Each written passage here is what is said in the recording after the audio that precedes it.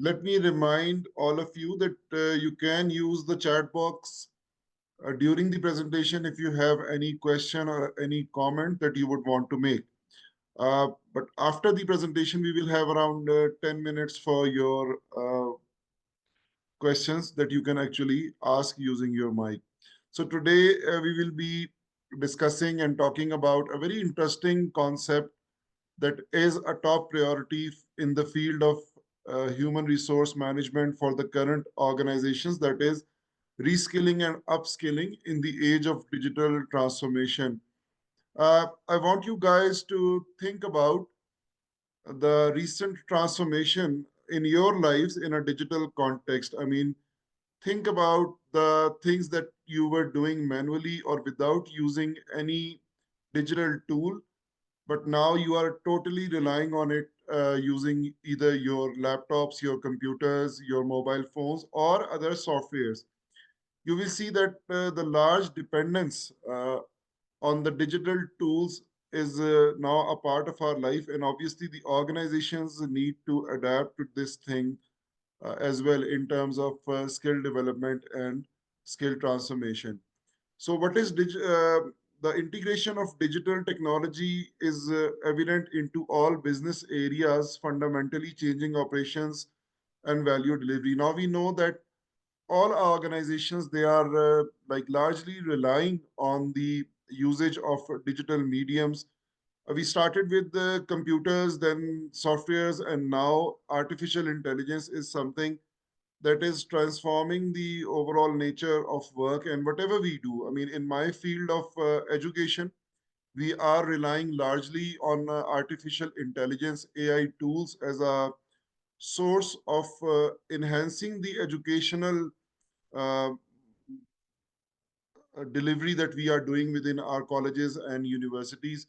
So for all organizations working in different areas, whether manufacturing, delivering certain products or any kind of services, they are focusing on uh, adapting to the digital transformation. Our focus today would largely be on the reskilling and upskilling context, which is a very trending topic in terms of human resource management, because training and development is a main core function of human resource department. They are largely responsible to develop training and development programs for the employees, and it is up to them to understand what is the current need.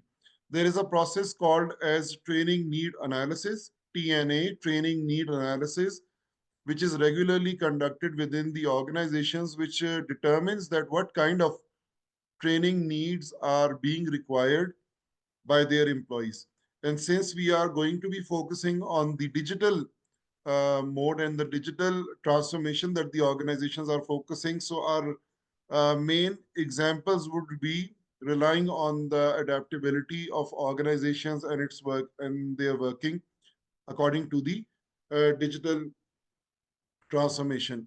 So why is upskilling and reskilling important? Just a smart infographic that I wanted to show with you to you, that upskilling reduces turnover, uh, as you know, when the people, they are being trained, they are being sorry, developed in terms of their skills within the organization, they would want to stick to those organizations, and they would want to continue working for them because their career is progressing.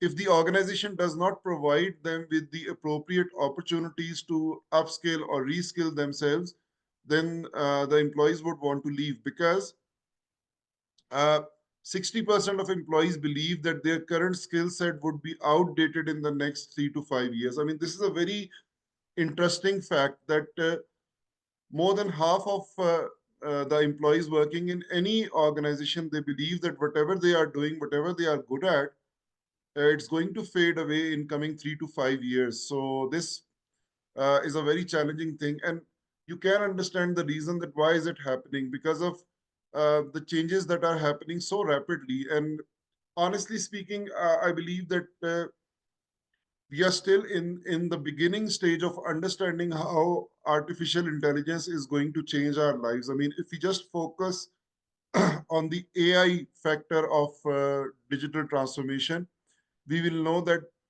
I mean, it's changing so many things around us. I mean, for me, I'm not using search engines anymore. I mean, just to tell you that in my educational curriculum, in the way, even if I want to learn something about what is happening in another country, I would want to rely on artificial intelligence and engage in a conversation that really broadens my knowledge span. So I believe that employees working in organizations, if they are working in account section, if they are working in finance, or even in marketing or any other functional unit of the organization, they can largely rely on the digital help that they can get. Similarly, 54% of the employees will require upskilling to meet the changing demands of their jobs.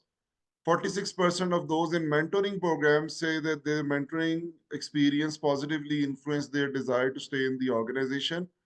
And 94% would love to stay within the organization if the company invests more in their learning.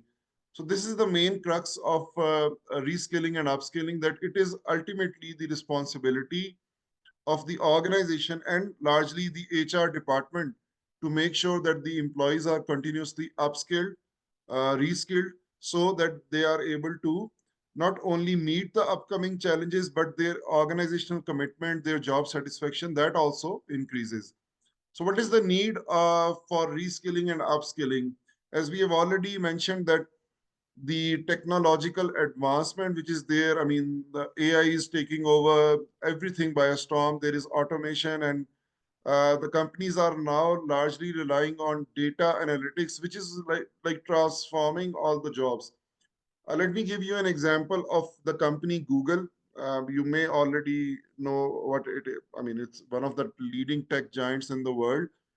Now, Google largely relies on the data to make all the decision making. We do understand, you may have seen how the YouTube algorithm works. Now, algorithm is a very interesting word, and it's largely used with digital mediums like YouTube, Facebook, Instagram, and all the social mediums. We understand that the kind of content that it shows us is based upon our liking. And sometimes it really amazes us. The kind of content that is coming to us is actually the thing that we really want to see. So we really like feel amazed that how is it happening? How is the computer, or how is our mobile phone? How are these social mediums knowing what we want to see? So this is like they are largely relying on an algorithm. Now, Google believes that we can use these algorithms to do major chunks of the decision making that we are doing within our organizations. Uh, in the field of HR, performance management is one of the key functions. Just like training and development, performance management is another key function of HR department, in which the employees are evaluated on the basis of their yearly performance, and then yearly or 6 months, depending upon the nature of the company. And then it is decided whether to reward them or to negatively reinforce them, or to so usually in an organization, people are involved in doing performance management or performance appraisals. These are the HR managers or the supervisors or the managers of the units who are doing the performance management. But Google is working on a model to introduce data to do all the decision making. I mean, less involvement of people and more involvement of data, using an algorithm, doing all the things which people were supposed to do. Although we can debate on it that how effective or efficient it would be, but this is how the world is transforming. And we do understand that now these companies are making tools, digital tools for organizations to use as well. And for that, it is important that people, the employees, they need to adapt or learn these skills, because the skill gap is increasing with the passage of time. Many current skills are becoming obsolete. If you are already working in an organization, you may already know that the sooner that organization adapts to the digital transformation, sooner you will be required to learn more skills and adapt to the changes which are happening. I usually give this example in the context of HRM and the digital transformation. Like The last 10 years of the previous century were very important. Like since 1990 onwards in Pakistan, the internet in our country, the internet and the computers were something that were introduced at that time. So it made the use of computer and internet even made many jobs obsolete, particularly in the context of banks. Before year 2000, all the things were being done manually. They had huge registers and sheets and which they were filling things manually, keeping record of all the accounts and everything. But since the arrival of computers and internet, intranet even, so these habits needed to be changed. So the banking industry in Pakistan, it witnessed a very significant shift or a very significant change from being manual to being digital. And immediately they required employees who were already aware of the digital tools. So they shifted from laying off, giving benefits to the old employees who were already familiar with the manual working, and they started hiring new young graduates who were more familiar with the computer and the internet. So even a short, even a short introduction of digitalization can reduce so many jobs. So it is very important for everyone uh, working in an organization to continue to focus on reskilling and upskilling.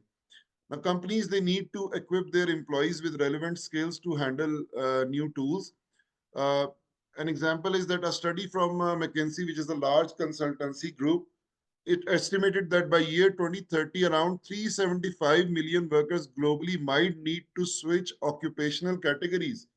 This is a very interesting figure. Like large population of the world who is already working might need to shift their jobs because their jobs will become obsolete.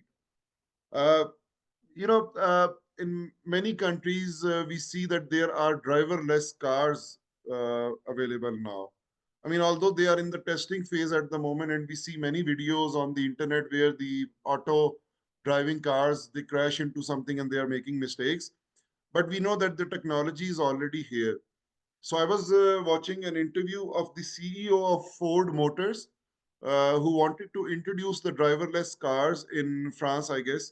So the interviewer asked him that if you're going to introduce driverless cars, what do you think about the jobs that so many drivers have and they will lose? Like the people who are driving cabs and other transportation, they will lose their jobs. So the CEO had no answer for it because obviously the companies would want to rely or shift to the digital side of work. I mean, whenever it is coming. So it brings a challenge for all of us that we need to continue to reskill and upskill and learn things. So what are the, let's quickly have a look. In the past 5 years, which skills have grown most important? Uh, this was a question asked from many employees, and this is a very interesting kind of a data that is shown to you. It shows the top fastest growing skills, and you can see that project management skills is still on the top. It is a recent data from 2024 taken from many organizational managers. People are still learning to do project management skills, and I must say that if you're looking to do a certification or a course or a degree, so project management is still something to look forward to. Then if you see the data science skills, they are related to data literacy. Business intelligence skills are also related to largely to understanding how the data works. Research skills, AI literacy, computer skills, basic data literacy. So it is all largely about data, digital, AI, and focusing on some things related to computer-based skills. And the focus is less on the soft skills, on the presentation skills, on the communication skills, and other skills. This is a very interesting figure that in the recent times, the all the company members and organizational members, they believe that there is a large focus on the digitalization of the skills that they are supposed to adapt. Now, if you quickly have a look that in the past 5 years, which skills have grown most important for the team or the department. So you can see that data science skills, business intelligence skills, and basic data literacy are the skills which are becoming significantly important for all organizations. Uh, if you guys are working in marketing, you should understand that how data affects your marketing or advertising. If you're working in finance and account, you may be able to understand how data plays a role over there.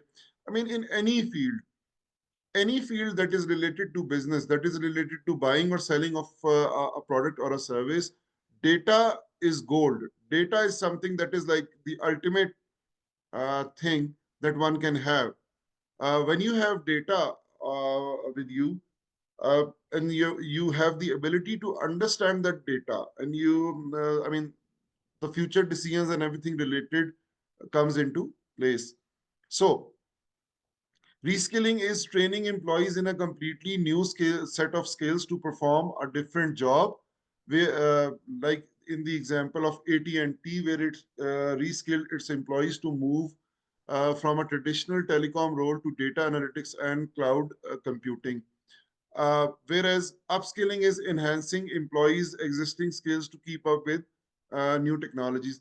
They are more or less similar concepts, reskilling and upskilling, but the important focus or the main aspect of these are that the organization should continue to invest on the employees so they stay in the race. Because if the employees let me ask you this question, and since there is complete silence on the chat box, so I would encourage you to use the chat box. Apart from doing this degree from AIU, have you been able to learn any free certification or course from any uh, website or any source? If yes, then you can please share what you have been learning. This will show your enthusiasm, your interest in upskilling yourself. I mean, once a year, because I have my job has basically as a teacher, I have 2 semesters to complete. So between that semester gap, I do have this priority that I need to upskill myself. So I do some kind of a certification that is relevant to my area, my field. Recently, I completed a certification on positive psychology, although it's not related to digital literacy, but it is related to my field of HRM. So that was something very interesting and relevant for me. So there is something on the chat box. Let me have a look. All right. So you're able to send me direct messages. All right. Fine. Good. I will be looking forward to those. So the example of upskilling is Amazon's upskilling program, which focuses on advancing current employee skills. We'll have a detailed look at that later in the slides.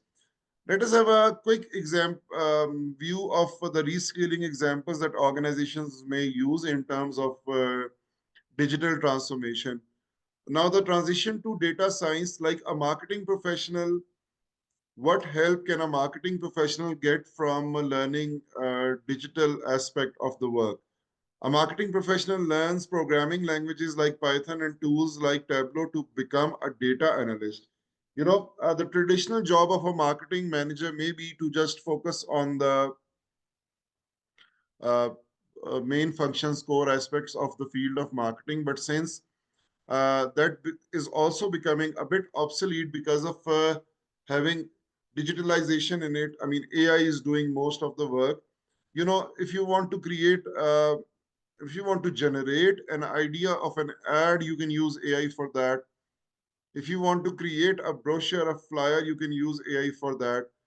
Even if you want to have a 5-year strategy developed regarding the marketing plan of a certain product, uh, your AI can do that for you. So what is happening that these jobs are now shifting to more digital aspects. So this is like reskilling, learning something new and shifting to that from a marketing professional to becoming a data analyst, a complete shift from one position to another. A customer service representative trains in hardware troubleshooting and cybersecurity to transition into an IT support role. I mean, this is now the new trend. I mean, it doesn't matter that what undergrad degree have you taken. If you are a like management professional having completed a 4 years degree from a university, you can always look towards the job options which are available in the market, and you can always reskill yourself and shift to new learnings. This is something that has happened quite frequently over last 5 to 10 years. Many people have shifted to project management, doing certifications like PMP to move into project management, and this is something which is still in demand. As I showed you the infographic on the previous slide, that project management is something that is still in demand. So if you want to start your career into something that is relatively different from what you're already doing, so project management can be a very good option. Similarly, reskilling example may include that a nurse training in healthcare informatics to manage patient data systems in a digital healthcare environment. Uh, I mean, a traditional nurse would want to do a certification in caring, like doing something physically to help the patient, but the new shape and view of this job or this work is now learning to adapt towards using information and informatics to manage patient data. Now, the examples of upskilling may include a retail worker learns how to use point of sale software and inventory management system. Uh, I find it very hard to imagine that people, I mean, obviously it depends that even Pakistan is a very struggling economy, and we still have shops where people are still doing manual entries in retail shops, small shops. I'm talking about the shops in our town and in our localities. They still do manual entry that this is the revenue that I'm generating, and from that I can do the profit and cost comparison. But most of the retailers are now using softwares, computers. I mean, we go to the shops and we scan our items, and the scanning is like compiling the data at the back end, and everything is happening. So uh, this is upscaling. I mean, the retail person's main job is to basically make sure that the product that the buyer is buying it, as a teller, you would want to have a record of the purchase that was made and do the calculation of the amount and so on. But using a software, a point of sale POS software is an example of upskilling. A graphic designer learns to use AI powered design tools to enhance creativity and efficiency. Like a graphic designer usually has a skill which is related to the creativity and abstract nature of making something. I mean, graphic designer would not only need to learn the tools like Adobe, Canva, Photoshop, but he or she would also want to have some aesthetic skills as well. But AI tools have now bridged that gap. I mean, if you just are good in writing a good prompt command to the tools like Chat GPT and other AI tools, they'll make a very good graphic for you. So this is something that can be considered as an example of upskilling. Uh, a, a team leader attends workshop on emotional intelligence and agile management to lead diverse teams more effectively. This is not an example of digital transformation, but an example of upskilling, that you continue to diversify your skill set. You continue to learn new things to be better. I mean, this should be one of our top targets as professionals, since you are studying a professional degree. So this should be one of your key targets, that your diversification of your skill set, your knowledge area should be your top priority, and that becomes a part of upskilling. Similarly, another example is that a marketing professional learns advanced analytic techniques to improve campaign effectiveness using platforms like Google Analytics. Now, we do understand that most of the marketing has now shifted to the digital marketing. So, I mean, the essence of marketing is there, but the shape and look of outlook of that marketing is now in the digital context. So in order to stay in the race, in order to be still be productive, one has to learn the digital aspects of using that.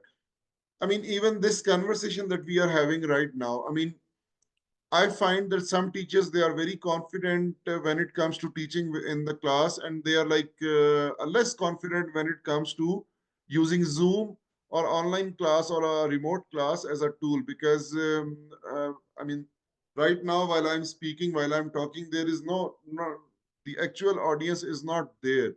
I mean, all of you are here and from different parts, um, and available virtually, but so understanding and continuing to upskill yourself should be one of the top priorities. How does it help the organization? It improves the flexibility. I mean, by flexibility, we mean that the managers, they gain more options to choose from. The employees, they have more career paths to pursue. They diversify their skill set and become more developed. And this leads to a reduction in the turnover because the employees would want to continue working for the organization. And it also increases and improves the innovation and creativity within the organization because people are learning new skills and improving. For employees, their job security increases, their career progression, and they feel more engaged towards their work. So it is if you are looking to join any organization for to work, I mean, please make sure that the organization that you choose, it provides you with the opportunities to grow. It invests on its employees. We did talk about employer branding in one of our earlier discussions, like a month ago. We covered the area of employer branding. So you need to research on the different employers that are they offering any incentives for the employees when it comes to enhancing their skill set. You know, the top employers, they do really wonderful things for the employees. I mean, in order to become the best employer, in order to become the company where people would really love to work, in order to become that, the companies would want to focus on investing on their employees. I mean, I guess this is the top thing that an organization can offer to the employees, that it helps them reskill and upskill to keep up with the challenges. So let's go through an example of IBM, which uses skills build as a way of reskilling and upskilling the employees. Now, what is that? What is IBM Skill Build? It's a platform basically which offers courses in areas like cybersecurity, data analytics, artificial intelligence, cloud computing. You can have a look at it on the internet as well. I guess there is free access to these resources. So Skills Build can be one of the tools. There are many other tools available on the internet which offer free certification. There are many universities which offer free certifications as well. So I am sure that AIU offers similar courses and similar lectures in these areas as well, and you may be taking them. So IBM Skills Build offers industry recognized credentials where learners can earn badges and certifications, which is recognized by employers worldwide. I was just seeing that there was a session recently on optimizing the LinkedIn profile. Very interesting session. I followed that as well. Uh, LinkedIn is a wonderful platform. It also offers you many valuable courses and certifications that you can do. I'm not sure whether they are free or not, but for a very minimal charge, getting access to premium account, you can do so many wonderful certifications to continue to upskill yourself. Now, it is important that these certifications are added to your profile so the employers recognize them as well. Uh, Similarly, SkillsBit collaborates with partners, works with educational institutions, non-profit organizations, and government organizations to extend its reach to. It offers soft skills training as well. Apart from the digital literacy, it focuses on all the soft skills that we love to talk about. I love to talk about. I love to talk about leadership, communication skills, self-confidence, emotional intelligence, being a good team player, uh, critical thinking and problem solving. These are wonderful skills to have. And apart from like focusing too much on digital literacy. I mean, soft skills are also critical to understand and learn. Similarly, this skill build. Now, this is related to upskilling and reskilling. That is why I'm talking about it in so much detail. So I'm sure that after this session, you would want to have a quick look at what this is. Career pathways includes career coaching, resume building, and other things. This is more or less like LinkedIn, how LinkedIn works. LinkedIn is also a wonderful platform. So if you are on LinkedIn, you can actually share your LinkedIn profile with me, or you can connect with me as well. I'm on LinkedIn. I mean, if you write Umar Hassan, you will find me. Yeah. And you see me as well. So you'll find my picture over there also. Okay. Moving forward. Now, let us have a quick look at the example of Amazon's Upskilling 2025, which I mentioned earlier. Amazon being one of the topmost companies in the world. Very interesting fact about it. I was just reading somewhere that out of, I mean, if 100 products are being sold in a day in the whole world, in your country, in my country, in your retail store, in my, I mean, if 100 products are being sold daily in the world, 20 products out of them, 20 or 30, are being sold on Amazon. I mean, that is a huge number. That is a huge figure. I'm not sure about how authentic this statement is, but this was something interesting. So I thought I would share it with you that how big this organization actually is. So the objective of Amazon is to invest 700 million to upskill 100,000 employees by 2025. I mean, $700 million being invested in the employees to make sure that by 2025 they are upskilled. How wonderful would these employees feel? How committed and motivated and engaged they would feel? I mean, their HR department would be really loved by these employees. Now, what are they investing in? They are investing in data science, machine learning, AWS cloud training, all digital literacy tools. I mean, I know about data science, I know about machine learning, but I need to look on AWS cloud training as well. This is something new. Even if you guys have been using Amazon as a seller, you will see that I mean the dashboards and everything is so complicated and so well not complicated in a bad way, but it is so well organized and well defined that people find it really interesting that how the digital platforms are the marketplace, e-commerce websites, how they are actually working. It's really amazing to see. Uh, So what is the expected outcome of this program? That it empowers the employees to move into technical and leadership roles within the company. I mean, such a wonderful initiative in terms of reskilling and upskilling that Amazon would want its employees to find ways to grow and excel. My LinkedIn profile name is Umar Hassan, UmarHassan. I mean, if you search for me, you will definitely find me, I'm sure. If not, I'll share the link with you at the end of this session. All right. So let us have a quick look at another example, which is Google's reskilling effort. I mean, let's learn from the best companies in the world. We did talk about Amazon. Let's have a quick look at what Google is doing. Google is offering career certificates initiatives by focusing on training non-tech workers in IT support, project management, UX design, and many more. I mean, a tech giant can really do this. I mean, I believe that all companies which are working and engaging in any tech-related activity should be coming up with initiatives that lead towards development of skills of employees regarding IT support, project management, and so on. How is it going to impact it? It will create pathways for digital careers for thousands of employees globally. I mean, not only it will create pathways, but Google has a 20% program, which is a very interesting program. You know what Google does? It offers an incentives to the employees that if they are working on their own initiative in the 20% of their time, like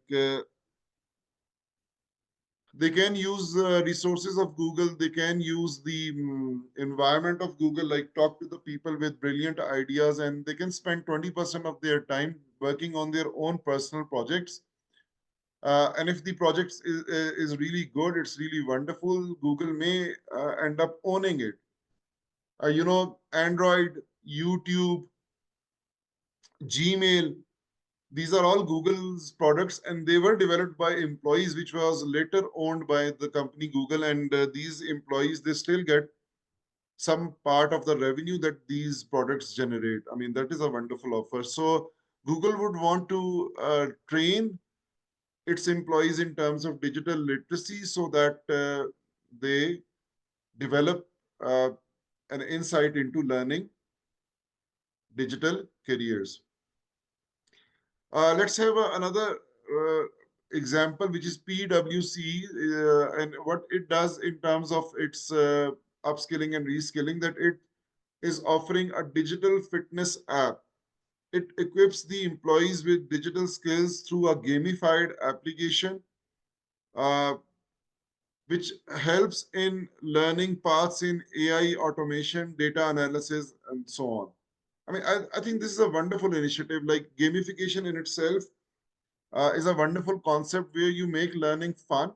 Uh, and if PwC is doing that, a very renowned organization, if it is doing that, it increases digital literacy, making the workforce ready for the future. I hope this you're finding this information very relevant and interesting. Uh, just give me a 5 to 10 seconds break. I'll be back.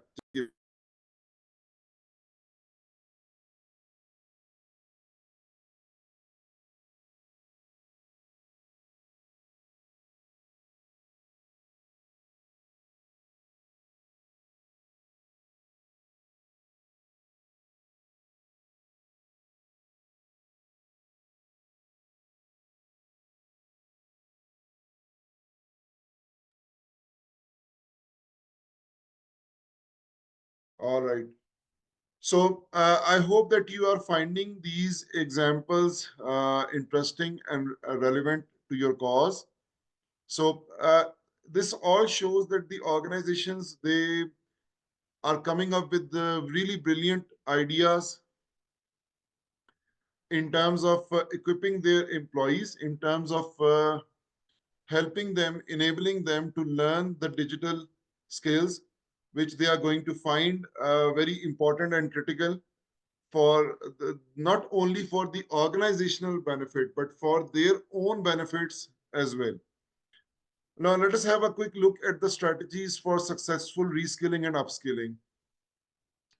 Now, the organizations, they need to firstly identify the skill gaps. Uh, this is a very interesting concept because the employees are being regularly evaluated through performance appraisals by HR department. So it needs to make sure that the skill assessment is done on a continuous basis. And tools like workforce analytics, it also describes that how the employees are performing and in which areas do they need further improvement and development. Identification of the skill gaps is a very relevant concept, a very interesting phenomena in terms of organizational working, because they would want to make sure where their employees are currently standing.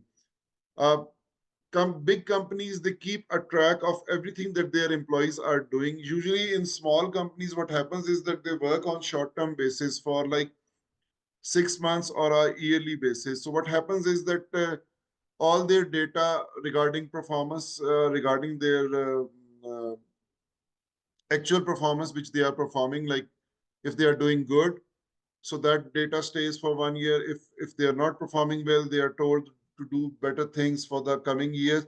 So they don't use that data in a better way. Big companies, they would want to use that data over like 5 years, 10 years to identify the skill gap. Now, the skill gap identification would enable the organization to understand that what are the future needs of how to proceed with the upskilling and reskilling of the employees. Similarly, it is very important for the organization to create a learning culture. We all know that culture plays a very significant role in terms of in any organization, because it really impacts how the employees give value to certain things, how what do they believe in, how they interact. In order to have a successful reskilling and upskilling approach, the company would want to create a learning culture in which the all the employees are really motivated to gain insight into learning new tools. It's not only about creating a culture, but to create opportunities as well. As we may have seen in the examples that I put in front of you, all these organizations are not just focusing on their employees to learn new skills, they are actually providing them with platforms where they can upskill themselves rather than relying on other third party tools or other mediums. They themselves are producing programs, are producing uh, these courses, so their employees, they continue to learn, uh, and they have the resources to look forward to.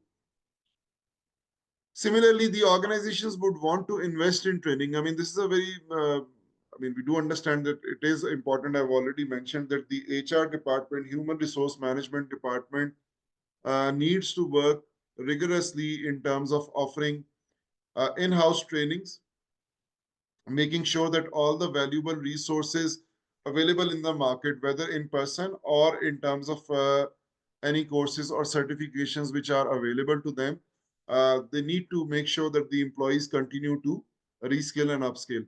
Online courses is another very interesting concept. I mean, after the time of COVID-19, uh, where the instructional methodology, it all shifted to online teaching.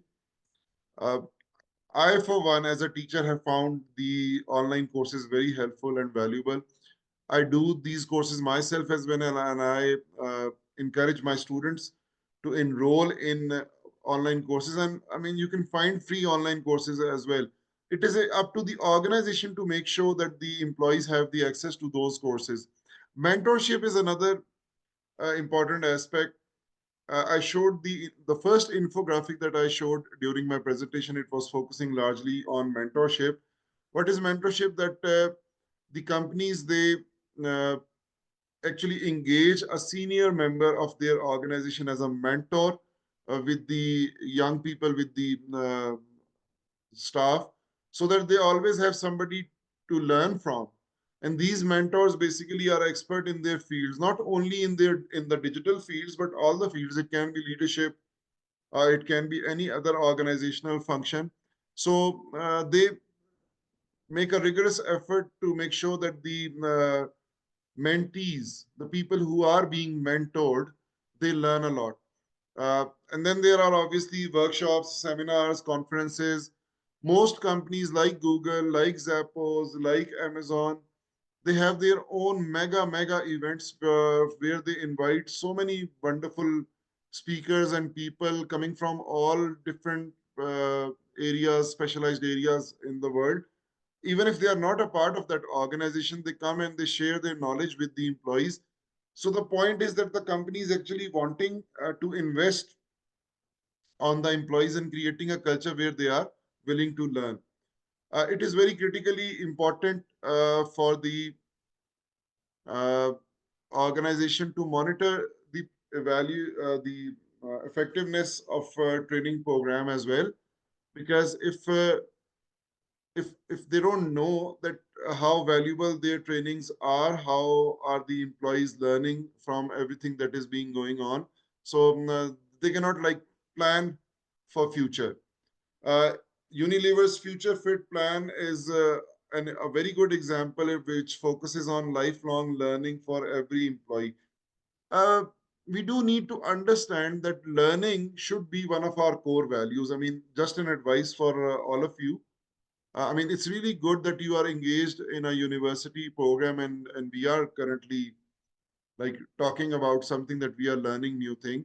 And I'm sure that many wonderful questions and comments will be coming from your side once I complete my presentation. But learning should be one of our core values. I mean, all of us should be having a growth mindset. I mean, there are two things: fixed mindset and growth mindset. A person with a fixed mindset would want to stick with the information that he or she has. They wouldn't keep this thing as a priority, that they need to learn new skills, they need to learn new technologies. And an individual with a growth mindset would always look forward to learn something from, I mean, from everything, from every opportunity that comes his or her way. They would want to learn something from it, grow from there. Having a growth mindset is very important. It's not only up to the individual to have this thing, the organizations need to invest on it as well. Uh, I believe that the organizations need to create a culture and an environment where the employees are encouraged, that they have a growth mindset. The organizations can have performance management system that that only encourages and promotes people who have a growth mindset, who are learning new things. If it is up to me, I would be a kind of a manager who would want to give extra credits, extra marks, or extra grades to an employee who has been learning new tools and new things on his or her own ability. So this is I guess all right. Let us move towards the conclusion and key takeaways. So, in order to stay to up to the mark, to the demand of digital transformation, continuous reskilling, upskilling is required. Uh, I mean, reskilling and upskilling is required in all contexts. But since this is the era or age of digital transformation, so largely our focus should be over there. Now, these successful strategies, they involve investment, support, and employee engagement. Uh, the companies, they would want to invest time and money both to make sure that the transformation is happening rapidly on a frequent basis. We have seen examples of companies like Amazon, Google, IBM, and PwC who are setting benchmarks in digital talent development. As this is the, I would say, the key aspect or the core element of everything happening around us. The HR department, HR professional must champion a proactive approach to workforce development to thrive in a digital age. Ultimately, it comes to the HR managers to ensure and have a clear-cut policy that their large resources are shifted towards training and development of the employees, and focusing on their development largely, because the HR department is responsible for man management within the organization. If they do not initiate activities like upskilling and reskilling, then it would be difficult for the organization to follow a track. HR department is responsible for development of a learning culture. So it is up to them. Since my area is HRM, and the sessions that I take are related to the fields of HR. So the conclusion in a nutshell is that it is the human resource management department who is eventually responsible to ensure that learning becomes a constant part of the organization. The all the employees, all the managers, everyone in the organization is constantly focusing on having a learning approach, making sure that they are being developed with the passage of time, so they are able to thrive in a digital age.